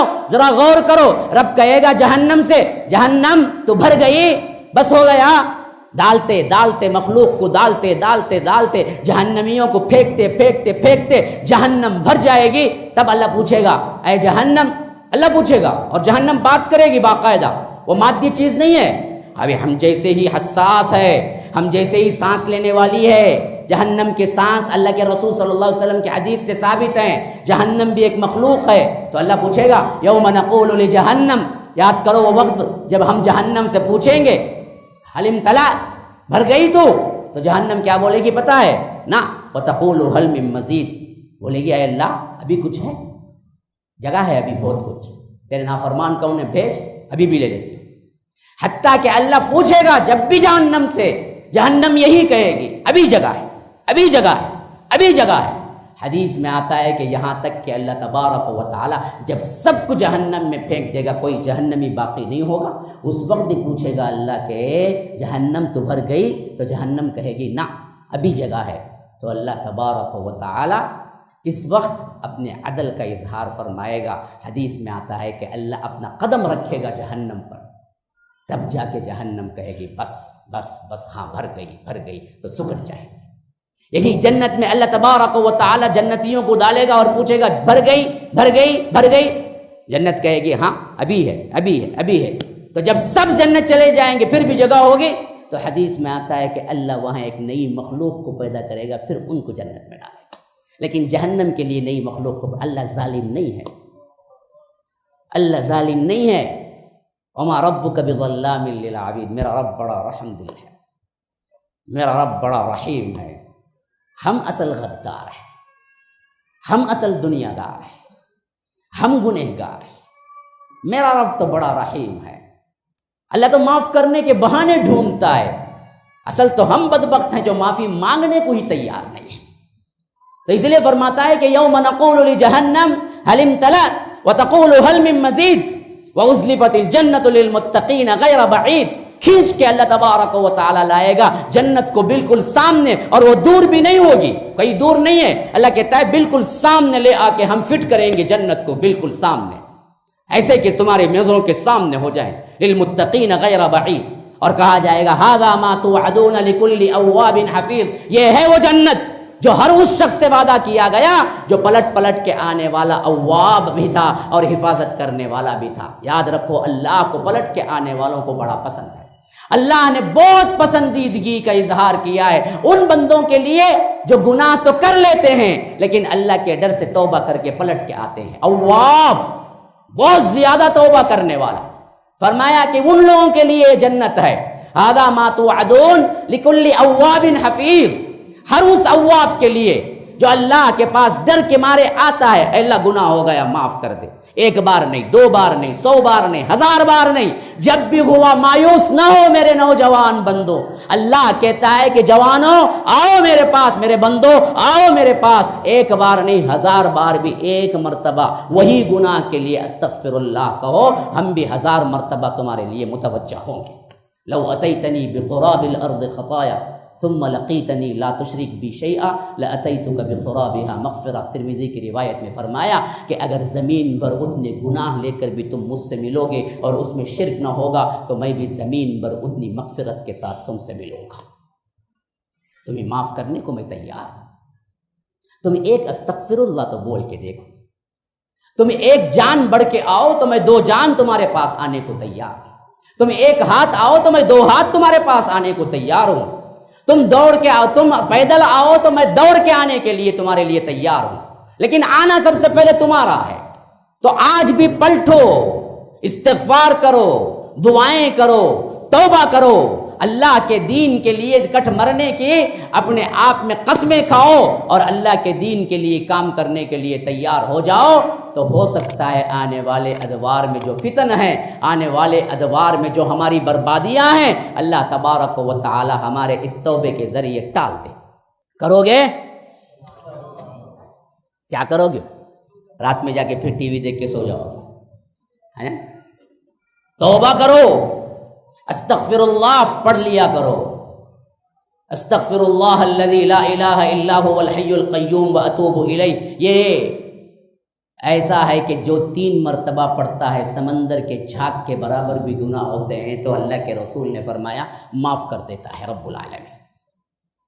ہاں، ہمیں تیار ہونا ہے۔ اب آئیے دوسری منزل کی طرف، دین کا کام۔ یاد رکھیے، خالی قبول کر لینا دین کا کام نہیں ہے، نماز، روزہ، حج، زکوٰۃ اور عمل کر لینا بھی دین کا کام نہیں ہے۔ اگر تم سمجھنا چاہتے ہو واقعتاً دین کا کام کیا ہے، اصحاب رسول اللہ صلی اللہ علیہ وسلم سے سمجھو۔ انہوں نے جب لا الہ الا اللہ کا کلمہ کہا اس وقت حالات کیسے تھے؟ ہاں، ہتھیلی میں ان کے لیے اپنی جان رکھ کے نکلنا پڑتا تھا، لیکن پھر بھی انہوں نے اس کام کو سمجھا کہ یہ صرف پڑھ دینے والا ایک کلمہ نہیں ہے، اس کے لیے اپنا تن من دھن لگا دینا ہے۔ یہی اصل میں کیا ہے؟ لا الہ الا اللہ کا پیغام ہے۔ اللہ کی قسم کھا کے میں پوچھتا ہوں آپ سے، ذرا توجہ سے سننا اور جواب دینا مجھے۔ حضرت بلال جس وقت اسلام قبول کیے، کیا وہ مدنی دور تھا یا مکی دور تھا؟ بتائے کسی کو؟ ہاں جی، مکی دور تھا۔ بعض لوگوں کو مکی بھی معلوم نہیں، مدنی بھی معلوم نہیں۔ اب انہوں بولیں گے، کیا بولیں گے؟ ان کو فلاں شوٹنگ میں ہیروئن کہاں پہنچی، کیا لے کو پہنچی، کون سے جگہ پہنچی، وہ معلوم، اور فلاں کرکٹر کتنے بولر میں کتنے رن بنایا، یہ معلوم۔ اب بعض لوگوں کو کیا ہے، پہلوانوں سے، اب یہ تو علاقہ پہلوانوں کا ہے نا جی، وہ بھی ڈر لگتا ہے کہیں باہر نکلتے میرا بھی حشر نشر نہ کر دے۔ تو بعض لوگوں کو یہ معلوم کہ فلاں پہلوان نے فلاں معاملے میں فلاں دنگے میں کیا بنایا اسکور، دین سے واقفیت نہیں۔ مکی دور نہیں تھا، مدنی دور نہیں تھا، اصل مسئلہ تو یہ تھا کہ ابتدائی دور تھا، اور وہ ابتدائی دور میں اللہ کے رسول صلی اللہ علیہ وسلم نے ان پر لازم نہیں کیا تھا کہ تم جا کے اظہار کرو۔ بہانے بنانا تھا تو بنا سکتے تھے، چھپانا تھا تو چھپا سکتے تھے، لیکن انہوں نے اس راہ کو اختیار نہیں کیا، برملا اظہار کیا۔ اور وہ تمام تر کیفیتیں جو ہم پڑھتے ہیں تو رونگٹے کھڑے ہو جاتے ہیں آج بھی۔ آخر یہ اللہ کے بندے بھی تھے تو کیا واقعتاً ہم جیسے ہی انسان تھے، یا کوئی فولاد کے اور لوہے کے تو نہیں تھے، لیکن انہوں نے وہ مصیبتیں سہی ہیں جو سن کر بھی آج ہمیں یقین نہیں ہوتا۔ یاد رکھیے، عمل تو بہت دور کی بات ہے۔ حضرت بلال ہی کا اٹھا لیجئے، مشہور ترین واقعات ہیں۔ حضرت بلال، ہاں، جو امیہ بن خلف یہ سردار تھا، حضرت بلال اسلام قبول کیے، معلوم ہو گیا تو اس نے کہا محمد پر ایمان لایا ہے؟ کہے کہ ہاں۔ اچھا ابھی بتاتا ہوں محمد کا خدا زیادہ طاقتور ہے یا میں؟ پھر اس کے بعد مارنا شروع کیا، مارتا تھا، مار کے تھک جاتا تھا تو اس وقت سستانے کے لیے تھوڑا بیٹھتا تھا تو کہتا تھا کہ بلال یہ نہ سمجھنا کہ مجھے تجھ پر رحم آ گیا ہے، بلکہ میں تھکا ہوں، اس واسطے تھوڑا سا وقفہ دیا ہوں۔ جیسے ہی پھر وہ تنومند اور پھر مارتا تھا، جب مار کے تھک جاتا تھا تو مکے کے اوباش لڑکوں کے حوالے کرتا تھا کہ کہتا تھا کہ جاؤ اس کے ساتھ جو چاہے سلوک کرو، میں پوچھنے والا نہیں ہوں۔ اور وہ تپتی ہوئی ریت جس میں کہا جاتا ہے کہ گوشت کو پھینکا جائے تو کباب بن جائے، اس طرح کی تپش والی، آج بھی مکے کی دوپہر کی دھوپ میں تم نہیں چل سکتے، باوجود ایک تار کول کا وہاں پر انتظام ہے، بہترین روڈز ہیں۔ اس زمانے کو تصور کرو، آج سے 1400 سال پہلے وہ تپتی ہوئی ریت جس میں حضرت بلال کے تمام کپڑے اتار دیے گئے ہوں، اور پھر اس کے بعد اس چلچلاتی ریت کے اوپر انہیں لٹا دیا گیا ہو، اور پھر ایک بہت بڑا پتھر سل کی طرح رکھ دیا گیا ہو اور انہیں حرکت بھی نہ دیا جا رہا ہو، پھر اس کے بعد اوپر سے کوڑے مارے جا رہے ہوں اور کہے جا رہے ہوں کہ تم اگر چاہتے ہو اس سے چھٹکارا تو محمد کو گالی دو یا محمد کا دین چھوڑ دو۔ تو بلال وہاں پر بے ہوش ہوتے ہوتے بھی زبان مبارک سے کوئی کان لگا کے سنتا ہے تو وہ کہتے ہیں احد احد احد، اللہ ایک ہے، اللہ ایک ہے، اللہ ایک ہے، اللہ ایک ہے، یہاں تک کہ رات ہوتی ہے، بلال مار کھا کے اور ان کا لہو نکل کے پیٹ سے نکل کے اس ریت کو ٹھنڈی کرتا ہے، یہاں تک کہ وہ زخموں سے چور ہو کے نیچے گرتے ہیں تو ان کو ایک کٹوری میں بند کر دیا جاتا ہے، اور دوسرے دن پھر صبح سویرے لایا جاتا ہے، نہ رات پانی کا ایک قطرہ، نہ کھانے کا کوئی سامان، اور اسی طرح دن بدن مارتے چلے جاتے ہیں۔ اور اس وقت بلال کو موقع ہوتا ہے کہ وہ ایک گالی دیکھ کر چھٹکارا پا کے یا دین سے انکار کر کے وہ اس عذاب سے بچ جاتے۔ اللہ انہیں نہیں پوچھتا، لیکن پھر بھی انہوں نے اپنے اسلام کو چھپانا گوارا نہ کیا۔ مسلمانوں، اس طرح کی کوئی آفت تم پہ آئے گی تو تمہاری مسلمانیت اور اسلام تمہارے دلوں کے اندر باقی رہے گا؟ ذرا تصور کرو، کون سا عذاب ہے، کون سی تکلیف ہے جو اس اسلام پر تمہیں آئی ہے؟ کوئی چیز نہیں ہے، پھر بھی تم نہ اسلام کو مانتے ہو نہ اسلام کا کام کرتے ہو۔ یہ وہ دور تھا جو سب سے کٹھن ترین مرحلہ تھا، یہاں تک کہ اللہ تبارک و تعالی نے یہ آیت بھی اتار دی تھی، من کفر باللہ من بعد ایمانہ الا من اکرہ وقلبہ مطمئن بالایمان ولکن من شرح بالکفر صدرا فعلیہم غضب من اللہ۔ دیکھو، جن لوگوں کو اسلام کی پاداش میں شدید ترین اذیتیں دی گئی ہوں اور ان کا دل اسلام پر مطمئن ہے، وہ بتانے کے لیے کفر کچھ بول دیں، کفر کا کلمہ کچھ کہہ دیں تو اللہ تبارک و تعالی انہیں معاف کرنے والا ہے۔ یہ معافی کا اعلان ہونے کے باوجود بھی بلال اپنی زبان سے کبھی اسلام کے خلاف ایک لفظ نہیں بولے، بلکہ اپنا تن من دھن لگا دیا۔ حضرت خباب بن ارت صحابی رسول، اسلام قبول کیا، ایک عورت کے غلام تھے ام انمار نام کے۔ اس بدبخت کو معلوم ہوا تو عورت شدید ترین اسلام کی دشمن تھی۔ خباب سے کہا کہ تم اسلام چھوڑو یا نہیں تو تمہارا حشر کیا بناتی ہوں۔ خباب نے کہا تم جو چاہے کر لو، جو چاہے کر لو، اس اسلام سے میں پھرنے والا نہیں ہوں۔ تو پھر تو اس نے خباب کو چلچلاتی دھوپ میں لٹا دیا، مارا، یہاں تک کہ خباب کہتے ہیں اتنا مارا اور اتنی بار مجھے دھوپ میں اور ریت میں لیٹنا پڑا، انگاروں پہ لیٹنا پڑا، یہاں تک کہ میری چربی اور میرا پیٹ کا گوشت سب کا سب جاتا رہا۔ 20 سال بعد ایک مرتبہ اچانک ان کے پیٹ سے چادر سرک گئی، اور حضرت عمر کے دور خلافت میں یہ معاملہ ہو رہا تھا، اور پیچھے حضرت عمر امیر المومنین کھڑے ہوئے تھے، اور خباب کی پیٹھ پہ نظر پڑی تو پوری پیٹھ سفید ہو چکی تھی، جس طرح برس کا مرض ہوتا ہے، جس طرح سفید پیچس کہتے ہیں، جسے کہتے ہیں نا وہ مرض جیسے ہوتا ہے، ویسے بالکل سفید تھی، نہ گوشت نظر آ رہا تھا نہ چربی نظر آ رہی تھی۔ انہوں نے کہا خباب یہ کیا حالت بنا رکھی ہے تم نے؟ کہا کہ امیر المومنین کچھ مت پوچھئے، جب میں نے اسلام قبول کیا تھا تو 20 سال پہلے کا احوال ہے کہ روزانہ مجھے انگاروں پہ لٹایا جاتا تھا اور میری پیٹھ کو جلائی جاتی تھی، یہاں تک کہ وہ میری پیٹھ جل کر وہاں سے جو پیپ اور وہاں سے جو خون نکلتا تھا وہ خون ہی اس انگارے کو بجھاتا تھا جو انگارے میرے پیٹھ کے نیچے ہوتے تھے، اور اس طرح میرا جو آقا جو عورت تھی ام انمار مجھے مارتی تھی، یہاں تک کہ شام تک میں بے ہوش ہو جاتا تھا۔ آج سے 20 سال گزر چکے ہیں لیکن آج تک میرے پیٹھ پہ چربی نہیں آئی۔ یہ حالت مجھے اسلام قبول کرنے کے لیے لیا ہے۔ ایسی کون سی سختی ہے جو آپ پہ آئی ہے؟ پھر اسلام کے لیے آپ کیوں نہیں کام کرتے؟ دعوت کے لیے آپ کیوں نہیں کام کرتے؟ اپنا تن من دھن کیوں نہیں لگاتے؟ تو سوچو تو صحیح، ان صحابہ کو معلوم نہیں تھا اللہ بڑا رحیم ہے؟ یہ کہہ کہ آپ چھوٹ جائیں کہ اللہ بڑا رحیم ہے۔ خباب بن ارت کو معلوم نہیں تھا اللہ بڑا رحیم ہے، بلال کو نہیں معلوم تھا، صہیب کو نہیں معلوم تھا، کیا کیا نہیں قربانیاں دی انہوں نے اس اسلام کے لیے۔ تب کہیں جا کے آج ہم مکے سے اتنی دور یہاں پر ہندوستان میں بیٹھے اسلام کا نام لے رہے ہیں۔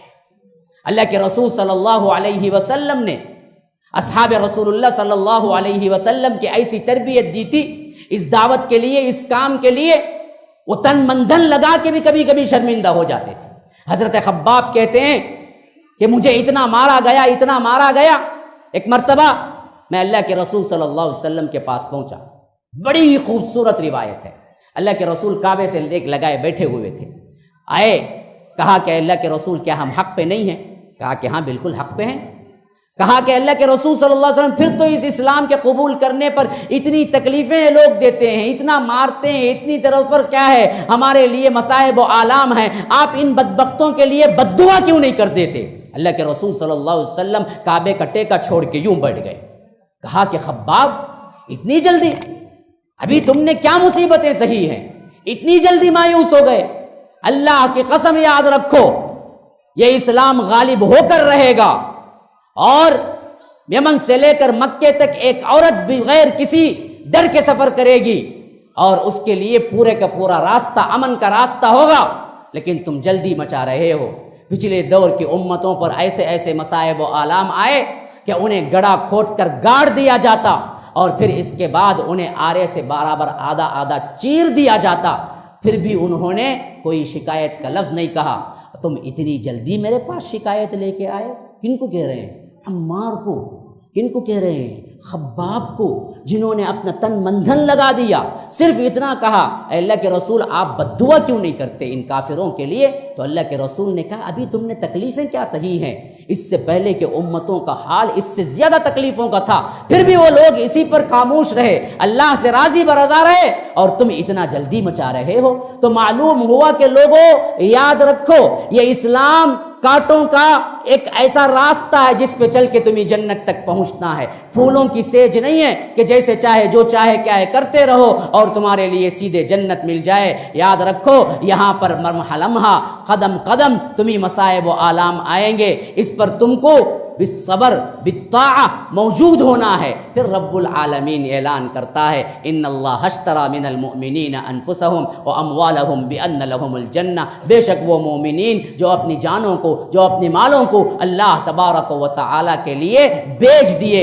جنت کے عوض اللہ نے جن کو خرید لیا ہے، ان لوگوں کے لیے اللہ تبارک و تعالی جنت رکھا ہوا ہے۔ تو مسلمانوں آج کے دور میں اپنے آپ کو صحیح طور پر مسلمان بناؤ۔ پھر دوسرا فریضہ یہ ہے کہ امر بالمعروف نہی عن المنکر کا کام کرو، ورنہ بعید نہیں کہ بنی اسرائیل کا جو سب سے وہ طبقہ جن کو رب العالمین نے سزا کے طور پر بندر بنا دیا، اس طرح کی حالت ہمیں پیش نہ آ جائے۔ ہاں اللہ کے رسول صلی اللہ علیہ وسلم کی دعائیں ہیں جس کی وجہ سے وہ عذابات ہم پر نہیں آئے، ورنہ تو کام کے اعتبار سے ہم بھی اسی کام میں لگ گئے ہیں جو کام پچھلی امتوں پر ان بدبختوں نے کیا۔ تو رب العالمین نے کسی کو سور بنا دیا، کسی کو خنزیر بنا دیا، کسی کو بندر بنا دیا، کسی کو کیا ہے پوری کی پوری قوم کو ہی مٹا کے رکھ دیا۔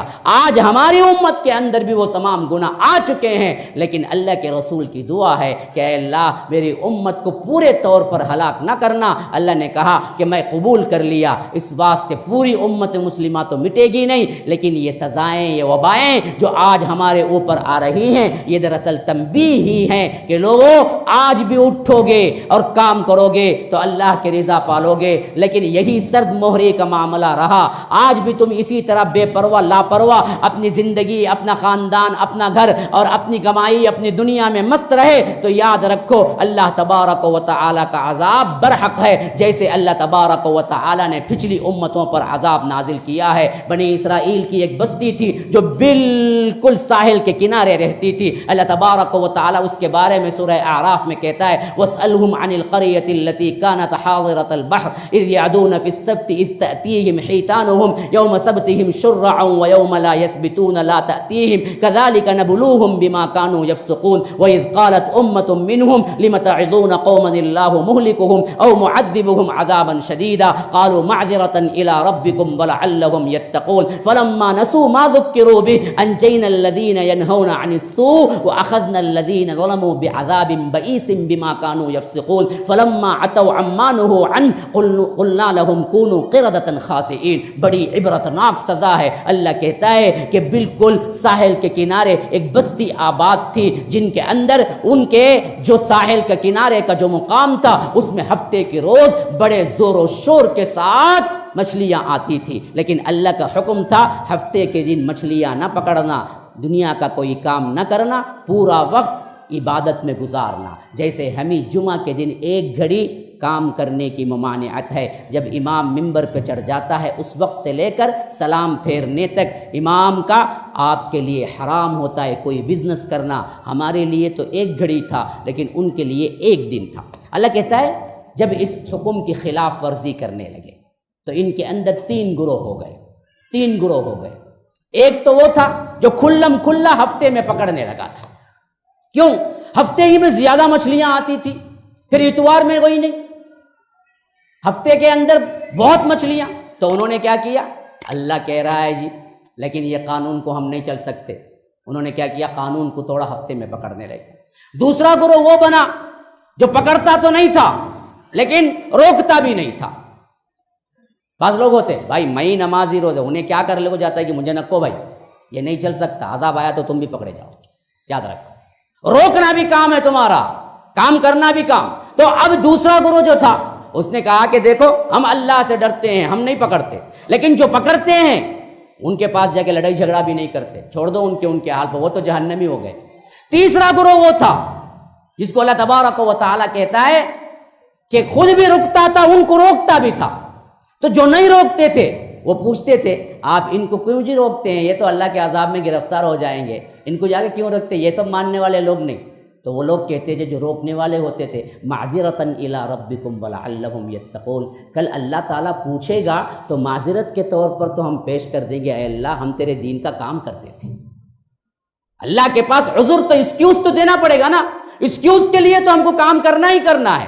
پھر اللہ کہتا ہے کہ جب عذاب کا موقع آیا، ہاں فلما نسوا ما ذکروا بہ، جب ان لوگوں نے بھلا دیا جو ان کو بتایا گیا تھا، انجینا الذین ینہون عن السوء، ہم نے صرف اس گروہ کو بچایا جو جا کے رکتا بھی تھا، دوسروں کو رکاتا بھی تھا، امر بالمعروف نہی عن المنکر کا کام کرتا بھی تھا، صرف اس گروہ کو ہم نے بچایا، بقیہ سب کو عذاب میں گرفتار کر دیا۔ جو خود رکے تھے وہ بھی عذاب میں چلے گئے۔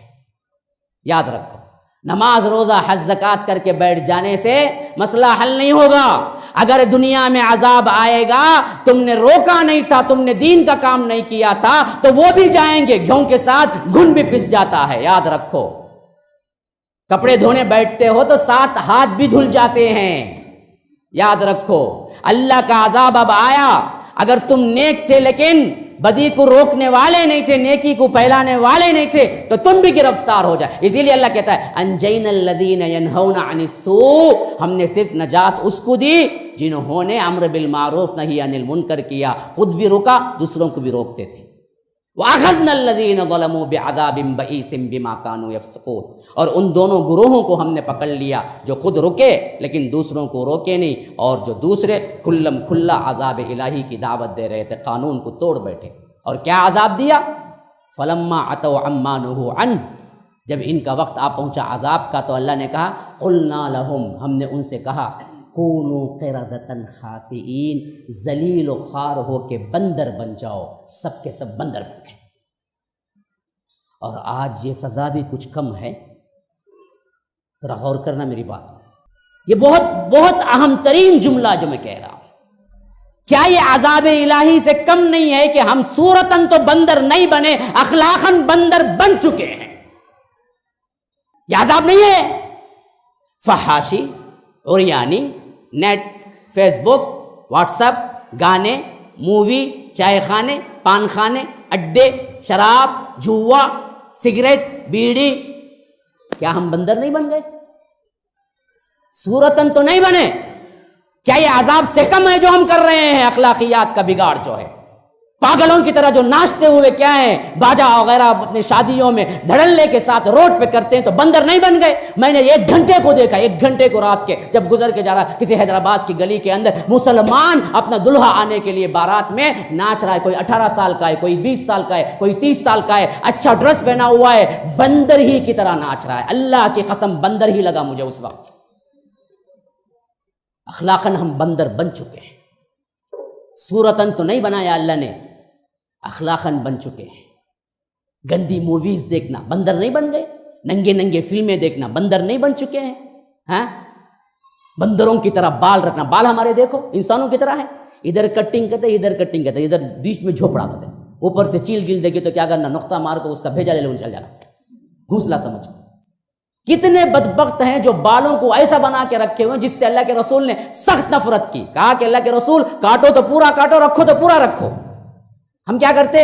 ادھر ذرا کاٹتے، ادھر ذرا کاٹتے، ادھر ہجوم، ہاں سامنے، ہاں اوپر سے دے گے تو وہ شتر مرغ رہتا دیکھو برابر گردن میں بال نہیں، صرف ویسا دکھتا انہیں۔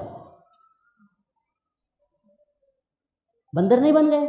لباس دیکھو، سجدے میں جاؤ، انر ویئر کا کون سا برانڈ ہے بول ڈالے جا، اتنی کم چولی کے سر کا پہننے کو تھا، ہاں نیچے ٹریک ایسی پتلی، سامان سلطنت پورا دکھتا اس کا، ہاں کہاں آیا سو بتے؟ نماز کو آیا سو بدبخت، بندر نہیں بن گیا انہیں؟ سطر کا بھی ہوش نہیں ہے بدبخت کو، سطر دکھاتا وہ ٹریک ایسے پہنتا پورا سطر دکھتا۔ اور ہماری خواتین آج نہیں کر رہی ہیں، ہاں نقاب کے نام پہ دھبا، حجاب کے نام پہ دھبا، مہندیوں کے لیے غیروں کے جا کو ہاتھ نہیں دے رہے ہیں کہ ڈالو، رمضان کی راتوں میں طاق راتوں میں غیر مردوں کے پاس اپنا ہاتھ جا کے کیا کہتے عید کے لیے مہندی لگا، یہ بندر نہیں تو پھر کیا ہے؟ اخلاق کا زوال، جنازہ نکل گیا۔ بولتا ہوں تو لوگ بولتے ہیں بہت سخت بول دیتے ہیں مولوی صاحب، پھر تو کیا کروں جی، محبت میں بولتا ہوں، نفرت میں نہیں ہے، یہ درد دل ہے جو میں شیئر کر رہا ہوں۔ ھذا وباللہ التوفیق وصلی اللہ وسلم علی نبینا محمد، اسأل اللہ لی ولکم ولسائر المسلمین من کل ذنب فاستغفروہ انہ هو الغفور الرحیم، والسلام علیکم ورحمۃ اللہ وبرکاتہ۔ السلام علیکم ورحمۃ اللہ وبرکاتہ۔ احباب کرام، میں جاوید عثمان ربانی آپ سے خصوصی طور پر اپیل لے کے حاضر ہوا ہوں۔ آپ سب کو معلوم ہے کہ اللہ تبارک و تعالیٰ کے فضل و کرم سے مسجد السلام کی تعمیر کا سلسلہ جاری و ساری ہے، اور اللہ تبارک و تعالیٰ کا بے پناہ فضل و احسان ہے، اور آپ لوگوں کی دعائیں اور مدد شامل حال ہے کہ مسجد السلام اپنی تکمیل کے آخری مرحلے میں ہے۔